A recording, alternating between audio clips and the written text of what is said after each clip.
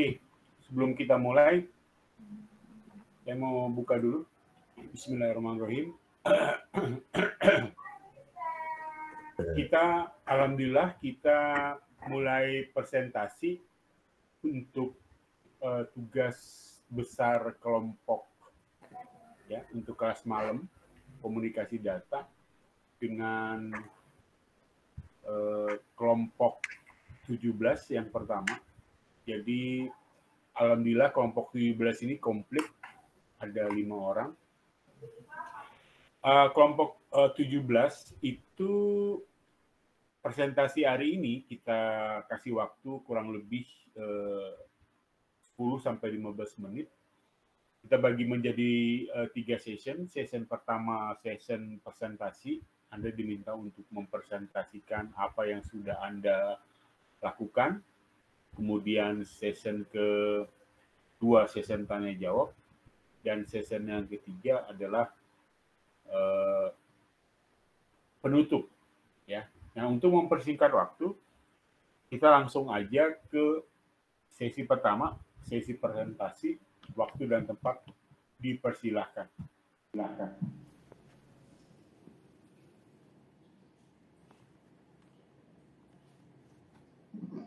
Baik Bapak, terima kasih. Untuk presentasinya saya mulai ya Pak. Ya, kalau bisa sih yang presentasi nanti open kamera ya. Jadi kita bisa recording kan. Kalau nggak open kamera nggak apa-apa kan ya Pak? Slide-nya disampaikan deh, slide-nya.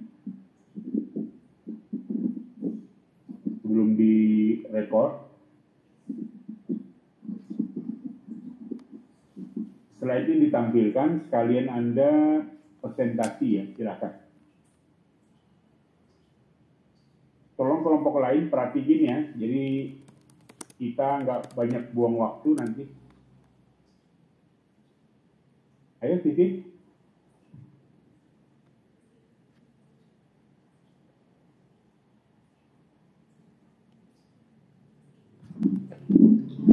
Assalamualaikum warahmatullahi wabarakatuh. Waalaikumsalam. Kami dari kelompok 17 akan mempresentasikan tentang RFID, an Innovative and Efficient Future Solution. Kami dari kelompok 17 yang beranggotakan saya sendiri, Titin Astriana, dan rekan saya ada Nasihul Umam, ada Reza Satria Pangestu, ada Riverio Gemas Halsadila, dan ada Rofi Febrian Aji.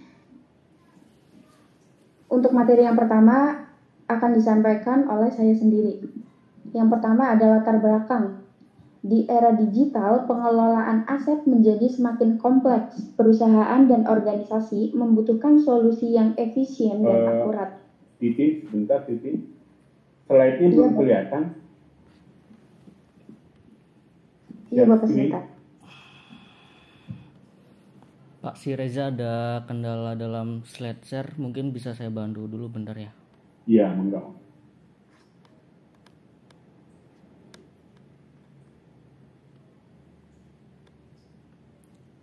Sudah kelihatan ya Pak? Oke, silakan. Oke, silakan. Ini diulang dari awal apa gimana Pak? Dari awal. Lanjut aja, lanjutkan. Oh, lanjut. Oke, baik.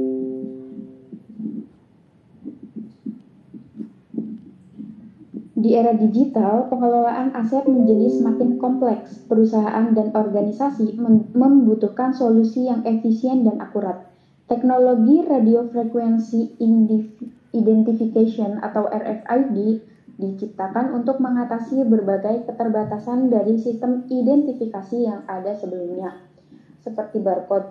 Teknologi Radio Frequency Identification RFID hadir sebagai jawaban.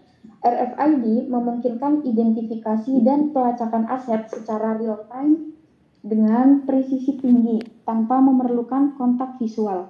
Kelebihan ini menjadikan RFID solusi masa depan yang menjanjikan di berbagai bidang, seperti manajemen inventaris, manajemen aset, kontrol akses, dan otomatisasi.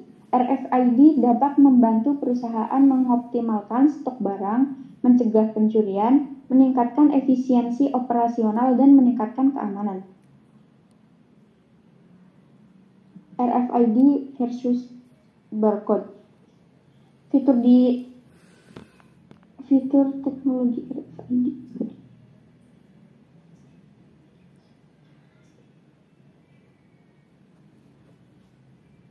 Fitur teknologi di RFID ada radio, di barcode ada optik.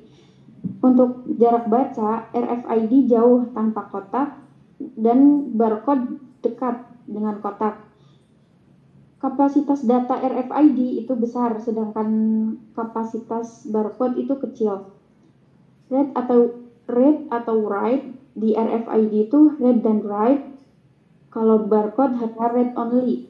Ketahanan RFID itu tahan banting dan barcode itu rentan rusak.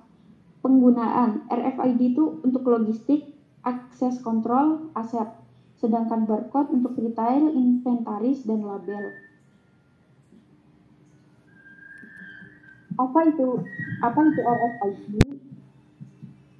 RFID adalah singkatan dari radio frekuensi identifikasi, yang dalam bahasa Indonesia berarti identifikasi frekuensi radio. Teknologi ini menggunakan gelombang radio untuk mengidentifikasi dan membaca data menggunakan RFID reader dari objek yang dilabeli dengan tag RFID. Komponen yang ada di RFID. RFID terdiri dari dua komponen utama, yaitu tag RFID dan pembaca RFID. Tag RFID atau transponder merupakan label kecil yang dipasang pada objek yang ingin diidentifikasi. Terdiri dari 3 bagian utama. Ada chip untuk menyimpan data elektronik seperti ID unit, informasi produk, dan data lainnya. Menerima dan memanfaatkan sinyal radio untuk berkomunikasi dengan pembaca RFID. Dan substrat bagian dari tag ini melindungi chip dan antena dari kerusakan. Komponen RFID. Tag RFID atau transponder, jenis-jenis tag RFID. Ada beberapa jenis tag RFID yang sesuai dengan fungsinya. Ada cakup daya pasif tanpa baterai jangkauan pendek versus aktif baterai jangkauan jauh baca tulis.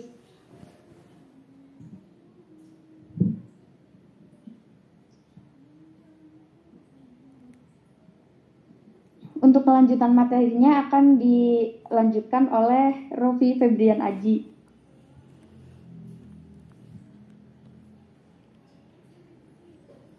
Baik, terima kasih Saudara Titin. Sebentar saya.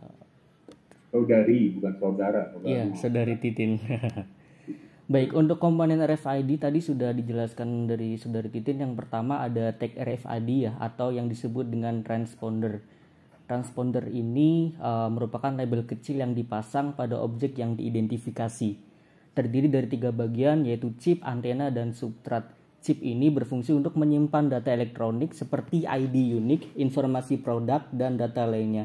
Sedangkan antena, ini ada antena ya. Antena ini berfungsi untuk menerima dan memancarkan sinyal radio untuk berkomunikasi dengan pembaca RFID. Jadi RFID itu ada tag-nya dan pembaca RFID-nya. Sedangkan substrat itu bagian dari tag untuk melindungi chip dan antena dari kerusakan. Selanjutnya ada beberapa jenis tag. Yang pertama ada catu daya, yang kedua ada read write, yang ketiga ada frekuensi. Catu daya ini bersifat pasif tanpa baterai jangkauan pendek. Ada juga yang sifatnya aktif dengan baterai jangkauan jauh. Sedangkan untuk permissionnya read and write. Selanjutnya permissionnya ada read and write dan read only ya. Read only itu data tetap, sedangkan read and write baca dan tulis, datanya bisa diperbaharui. Yang ketiga ada frekuensi. Frekuensinya ada 3 ya. Yang pertama ada low frequency, penetrasinya baik, jangkauannya pendek. Sedangkan yang kedua ada high frequency, ini umum digunakan. Dan yang ketiga ada ultra high frequency. Ultra high frequency ini jangkauannya jauh. Dan pemilihan tag ini tergantung jarak baca, lingkungan, dan biaya. Nah, ini adalah beberapa bentuk-bentuk tag RFID. Ada paper tag, APC tag, inlay tag, button tag, metal tag, glue tag, key tag, glass glue tag, ada ear tag, ada ceramic tag, ada disc tag, dan pocket tag. Bentuknya sangat bermacam-macam ya untuk tag RFID ini sendiri. Nah, tadi adalah komponen dari tag RFID. Yang kedua komponennya adalah RFID reader. Nah, ini perangkat ini yang memancarkan gelombang radio untuk mengaktifkan tag RFID dan membaca data yang tersimpan di dalamnya. Komponen utama dari RFID reader ini ada 4. Yang pertama ada transmitter, yang kedua ada antena, yang ketiga ada receiver, dan yang keempat ada decoder. Transmitter ini memancarkan gelombang radio untuk mengaktifkan tag RFID ya. Dan yang kedua ada antena. Antenanya berfungsi untuk menerima sinyal dari tag RFID dan meneruskan ke receiver. Selanjutnya receiver ini menerima sinyal dari tag RFID dan mengubahnya menjadi data digital. Kemudian decoder ini mengubah data digital menjadi format yang dapat dibaca oleh komputer. Selanjutnya beberapa jenis-jenis RFID reader ini ada RFID reader pasif. RFID reader pasif ini membaca data dari RFID tag aktif. Jangkauan penerimaan sinyalnya lebih jauh karena sinyal dipancarkan dari RFID tag tersebut. Contoh bentuk tagnya ada kartu atau gantungan kunci, keychain ya. Dan untuk jenis RFID yang kedua ada RFID reader aktif. Hanya bisa membaca sinyal dari RFID tag jenis pasif. Selanjutnya, selain membaca data pada RFID card atau tag, RFID reader ini juga memancarkan sinyal integrator yang menjadi sumber daya bagi RFID tag dengan menginduksi antena yang ada pada tag. Karena itulah jarak jangkauan sistem RFID ini terbatas. Nah, selanjutnya bentuk-bentuk dari RFID reader. Dari segi bentuk, RFID reader juga dapat dibagi menjadi 2 tipe. Yang pertama ada fixed RFID reader, ditempatkan di satu lokasi tertentu seperti di dinding, meja, pintu portal. Biasanya digunakan dalam sistem manajemen aset atau inventory. Yang kedua ada mobile RFID reader, berupa perangkat portable atau handle RFID reader yang sering digunakan dalam sistem penerimaan barang, stok gudang, dan lainnya. Jadi ada yang fix atau tertanam dan mobile. Oke, selanjutnya untuk cara kerja ini akan dijelaskan oleh rekan saya yang selanjutnya ya. Silakan.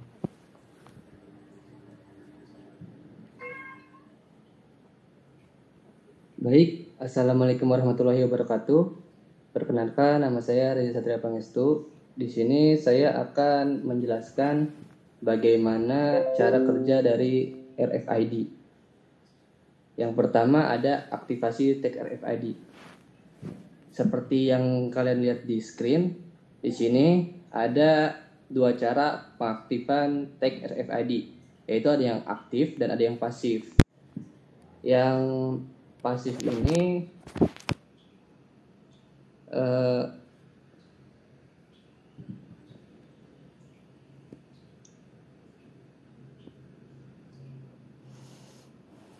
oke, sebelumnya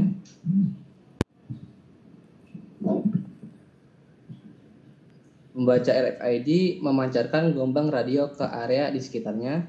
Gelombang radio ini mengaktifkan tag RFID yang berada dalam jangkauan. Tag RFID pasif tidak memiliki sumber daya sendiri, sehingga mereka hanya dapat diaktifkan oleh gelombang radio dari pembaca RFID. Lalu RFID yang aktif memiliki baterai sendiri, sehingga mereka dapat memancarkan sinyal radio secara aktif tanpa perlu diaktifkan oleh pembaca RFID.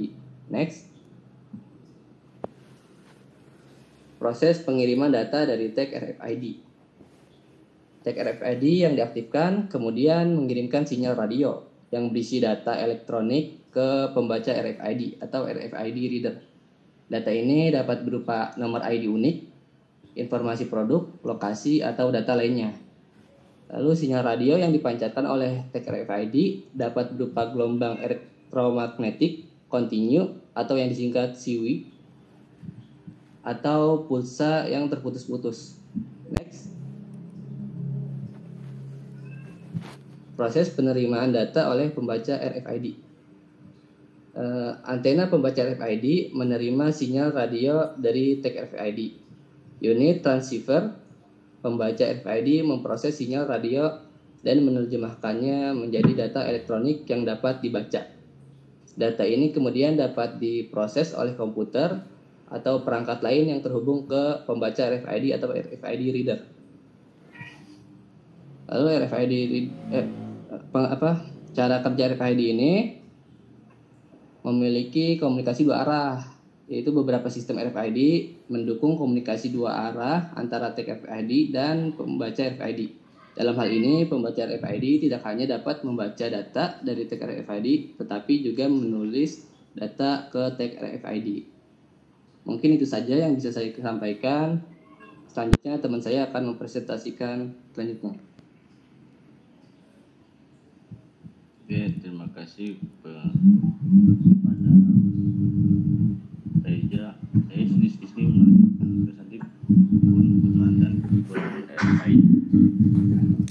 Keuntungan kemampuan membaca tanpa garis pandang, kemampuan membaca banyak tag secara bersamaan, kapasitas penyimpanan data yang lebih besar, ketahanan terhadap kerusakan, fleksibilitas penggunaan, pengurangan biaya, privasi, gangguan frekuensi radio, kompleksitas implementasi, keamanan data.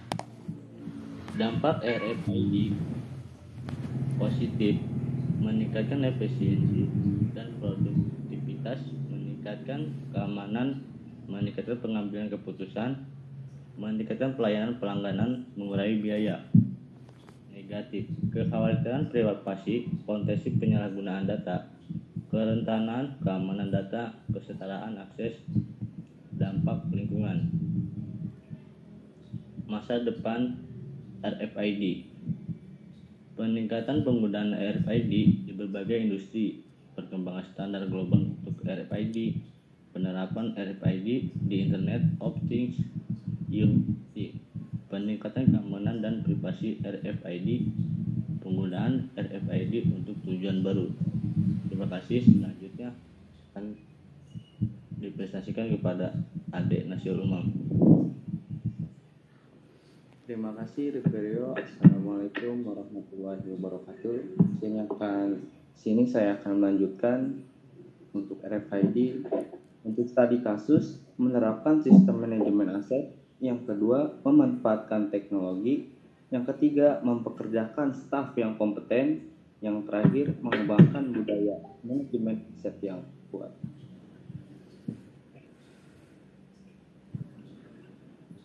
Studi kasus aplikasi RFID untuk aset manajemen terbagi 4. Yang pertama, inventory tracking. Yang kedua, asset tracking. 3, logis tracking. Yang keempat, supply chain management. Jadi, kesimpulan RFID, teknologi RFID ini memiliki banyak manfaat seperti kemampuan membaca tanpa garis pandang, kemampuan membaca banyak tag secara bersamaan, kapasitas penyimpanan data yang lebih besar, ketahanan terhadap kerusakan, dan keamanan yang lebih tinggi. Namun, RFID juga memiliki beberapa frekuensi radio, kompleks, implementasi, dan keamanan data. Meskipun demikian, RFID memiliki dampak positif yang signifikan seperti meningkatkan efisiensi dan produktivitas, meningkatkan keamanan, meningkatkan pengambilan keputusan, meningkatkan pelayanan pelanggan, dan mengurangi biaya. Terima kasih. Saya lanjutkan ke moderator.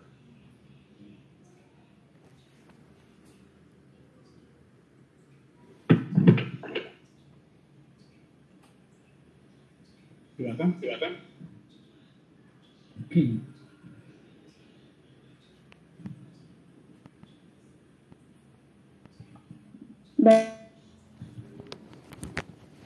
Baik, terima kasih untuk rekan-rekan semua dan terima kasih saya sampaikan kepada Bapak Ari Budimansyah selaku dosen data komunikasi. Mohon maaf apabila kami banyak melakukan kesalahan dalam menyampaikan materi. Kami akhiri presentasi dari kelompok 17. Wassalamualaikum warahmatullahi wabarakatuh. Waalaikumsalam warahmatullahi wabarakatuh. Teman-teman yang lain ada yang mau bertanya, silakan. Saya kasih 2 termin.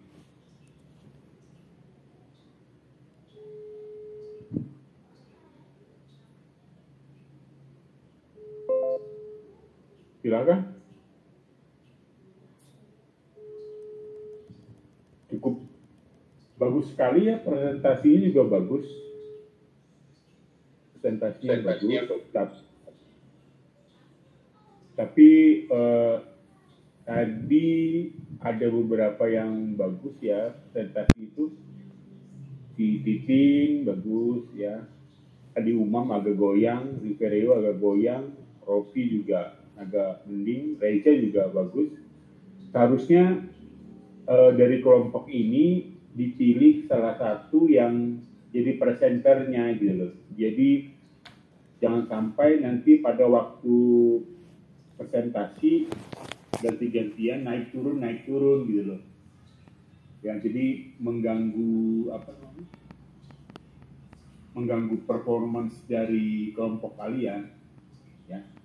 Jadi lebih baik si Reza, Rofi gitu ya yang presentasi. Jadi dari penguasaan materi juga lumayan. Itu ya menurut saya ya.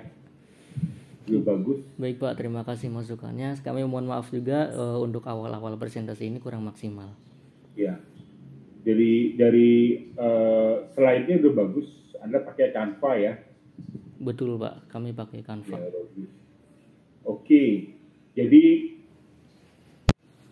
paling tidak kelompok-kelompok lain itu harus punya standar seperti ini gitu loh ya.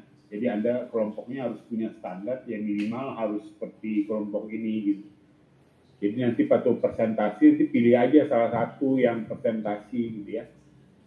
Jadi nggak usah ganti-gantian, nanti kan ada penilaiannya dari saya. Jadi semua itu dapat penilaian. Siapa yang public speaking-nya bagus gitu ya, cara penyampaian materinya juga bagus. Gitu. Tadinya saya pingin open kamera, paling tidak bisa kelihatan ekspresinya gitu ya pada waktu presentasi. Gitu. Ya, jadi saya rasa untuk minggu depan kita libur ya, 2 minggu lagi. Saya harapannya lebih baik dari hari ini gitu ya. Bisa kira-kira ya. Jadi saya kasih kesempatan 2 minggu lagi untuk mempersiapkan benar-benar presentasinya. Gimana? Setuju nggak? Baik Pak, setuju. Setuju Pak, setuju. Tapi saya begini, maksudnya ya paling tidak yang presentasi hari ini ada riuh dari saya gitu ya. Ada jadi saya nggak salah pilih. 2 minggu lagi bisa nggak lo ya? Mengizinkan kelompok 17 untuk presentasi, jadi kelompok yang lain bisa menjadi kelompok ini bisa menjadi patokan dari kelompok lain untuk presentasi. Ya. Jadi paling enggak lebih bagus, kemudian slide-nya juga pakai Canva gitu ya. Jadi untuk yang kelas online ini masih banyak keuntungan daripada kelas offline, karena kelas offline itu mereka kan harus hadir langsung ya secara offline gitu. Kalau online nggak perlu hadir. Ya kira-kira bisa ya, jadi benar-benar di-prepare. Jadi kalau Anda mau presentasi nanti sudah siapkan recordingnya gitu ya.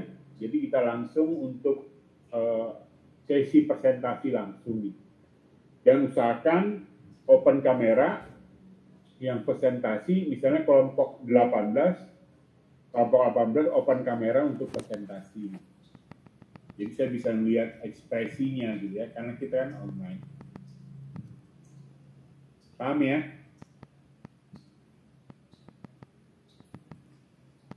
Paham ya? Paham, Pak. Paham, Pak. Oh, enggak. Ya ada makulatif bisa ya? Ya, siapa? Sama siapa sih? Temannya siapa sih? Abdul Latif? Abbas, Pak. Abbas ya, siapin ya. Jadi tolong dikontak juga teman-temannya untuk menyiapkan waktu untuk bisa hadir minggu depan ya. 2 minggu lagi ya. Karena kita minggu depan libur ya. Iya, Pak. Siapa? Jadi harapan saya bisa selesai. Jadi ya kalau nggak hadir ya nggak apa-apa, tapi kan nilainya nggak maksimal gitu ya.